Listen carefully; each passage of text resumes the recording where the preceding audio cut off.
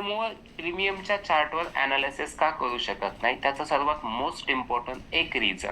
Okay okay एक reason म्हणजे sir, प्रीमियमचा जो टाइम आहे तो डिके होतो. म्हणजे बेसिकली जशी जशी एक्सपायरी जवळ येईल ना, तशी तशी या ठिकाणी प्रीमियमची प्राइस कमी कमी होत जाते. म्हणून सर्वात मोस्ट इम्पॉर्टंट, प्रीमियमच्या लेवल रोजच्या रोज चेंज होतात. म्हणजे एव्हरी डे, प्रत्येक दिवशी तुमच्या प्रीमियमची जी लेवल आहे ती चेंज होते. त्यामुळे तो एक माझ्यासाठी या ठिकाणी निगेटिव्ह पॉइंट आहे. प्रीमियमच्या चार्टवर कोणीच अनालिसिस करत नाही. मी याच्या आधी पण केलं नाही आणि आता पण करत नाही. ओके, हा, फक्त तुम्हाला आता सध्या हेल्प व्हावी म्हणून मी काय सांगतोय की या लेवलला तुम्ही एंट्री करताय, प्रीमियमच्या या लेवलला तुम्ही एंट्री करताय ना, तुमचा प्रीमियमवर हा स्टॉप. बरं, मी सुरुवातीलाच तुम्हाला सांगितलंय ना आता की तुमचा स्टॉप लॉस कसा कन्सिडर तुम्ही करू शकता, तुमची एंट्री पॉइंट कशी कन्सिडर करू शकता, प्रीमियमचा चार्ट बघून, दोन्हीही चार्ट बघून सुरुवातीलाच सांगितलंय.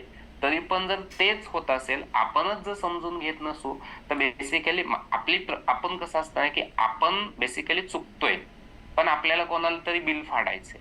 म्हणजे सिंपल ही गोष्ट चालू आहे. म्हणजे आता एवढे जण, म्हणजे ऑलमोस्ट मी जर आता, मला तुम्ही सगळेजण 259 लोक सध्या सेशन्स मध्ये या ठिकाणी लाईव्ह आहेत. 259 मधून तुम्हीच म्हणताय की सर माझा लॉस झालाय पहिल्या ट्रेड मध्ये. बरं, का झाला? मी त्याचं एक्सप्लेनेशन पण तुम्हाला दिलं की मी तिथे ट्रेड तो ऍक्टिव्ह झाला नाही असंच सांगितलंय. ओके, त्याच्यानंतर 259 मधला एकही स्टुडंट नाहीये जो मला म्हणतोय की प्रीमियमच्या चार्टवर तुम्ही अनालिसिस करा आणि आम्हाला सांगा. म्हणजे हे मागच्या 4-5 दिवसापासून तुमच्या सोबत का झालंय? कारण की तुम्ही बेसिकली जे माझे ट्रेड झाले, जे प्रॉफिट मध्ये निघले, ते तुम्ही मिस केलेत. कारण की तुम्ही, मला वाटतंय मंडे पासून 3-4 वेळेस मला म्हणलात की सर आय मिस तुमच्या कमेंट्स आहे. आता त्याच्यावर मी बोलू शकत नाही सर. नाही, मी सगळ्यांना बोलतोय.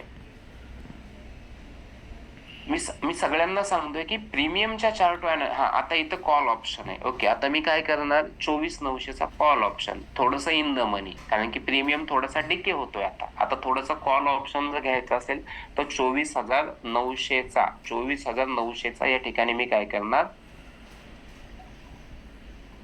24,000 बाईंग प्राइसच सांगत नाही सर. हे तुम्ही साफ चुकीचं बोलताय. बाईंग प्राइस सांगत नाही म्हणल्या. तुम्ही तुमच्या आरएमशी कॉन्टॅक्ट करा सर, बेसिकली त्यांना सांगा. ओके, आता मी इथं तुम्हाला काय सांगितलं, बाईंग प्राइस हीच फिक्स असेल असं मी नाही सांगू शकत सर. ओके, आता इथं, अहो सर जाऊ द्या, मला नका बोलायला लावू तुम्ही. ओके, आता इथं सध्या ईएमए वर्क होतोय. इथं काय होतंय, हा तुमचा ईएमए आहे. कोणता ईएमए आहे?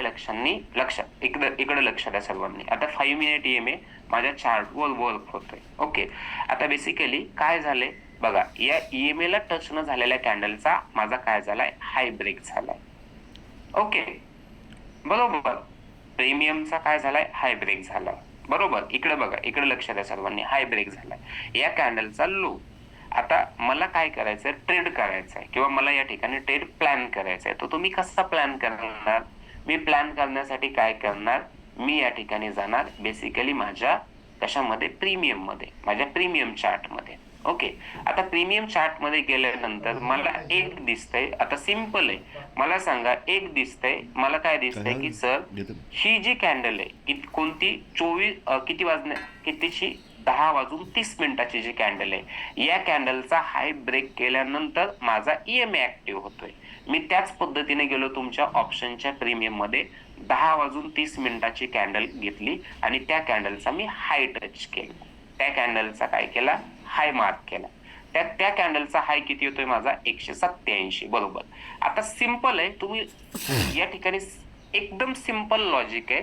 जर का 187च्या वरती, ओके, जर का हा प्रीमियम क्लोज झाला, पण त्याच वेळेस मला काय व्हायला पाहिजे मित्रांनो, त्याच वेळेस माझ्या निफ्टीवर इकडं पण मला ब्रेकआउट भेटायला पाहिजे. एक लक्ष द्या, म्हणजे हा हा पॉइंट आणि इकडे 187च्या वरती गेलं तर मी या ठिकाणी काय करणार, 187 ला तो बाय करणार.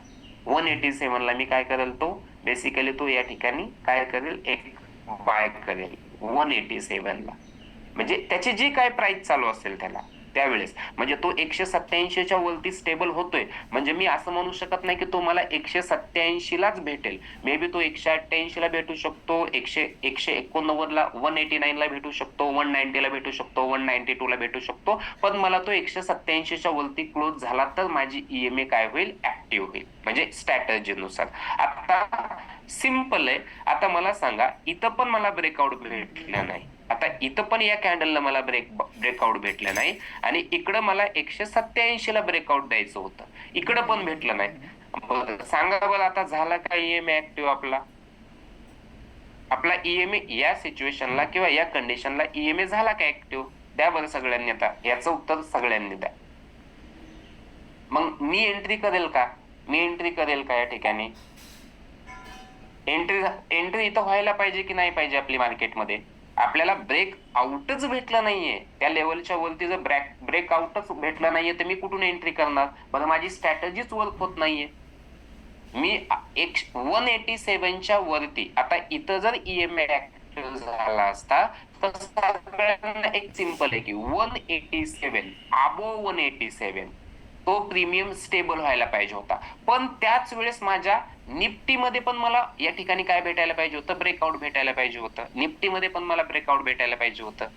ओके, 180 निफ्टीमध्ये ब्रेकआउट भेटलं की हा 187च्या वरती. आता हा चार्ट तुम्ही निफ्टीचा चार्ट बघणं तुम्हाला पॉसिबल नाहीये. मी तुम्हाला एक गोष्ट सांगतो, तुम्ही इकडून 187ची लेवल काढली, बरं, तुम्ही निफ्टीचा चार्ट घेतला, तुम्ही तो प्रीमियम फक्त वॉच केला, तुम्ही तो प्रीमियम वॉच करा, इथं वॉच करताय, बरं, याच्यावरती मार्केट स्टेबल झालं, याच्यावरती मार्केट स्टेबल झालं की तो प्रीमियम तुमचा 187च्या आबो गेला पाहिजे, 187च्या आबो गेला पाहिजे, तर तुम्हाला या ठिकाणी त्याच्यामध्ये एंट्री घेण्यामध्ये काही चान्स आहे. किंवा म्हणजे आपण बरं एवढं पण शिकवलंय की एंट्री घेताना किंवा एक्झिट करताना किंवा एंट्री करताना ती कॅन्डल प्रॉपरली क्लोज होऊन द्यायची. कशाच्या वरती? ही कॅन्डल याच्यावरती क्लोज झाली असती तर आपल्याला कॉलला एंट्री भेटली असती.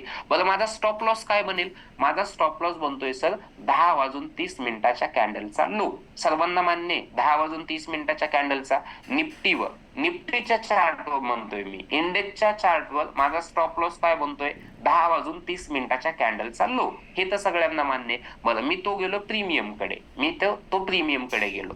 प्रीमियम कडे 10:30 कॅन्डलचा लो काय आहे सांगा बरं मला? आहे का 172? 172 आहे का? 10 वाजून या कॅन्डलचा लो काय आहे? 172. 172च लो येतोय ना इथं, 172, 174.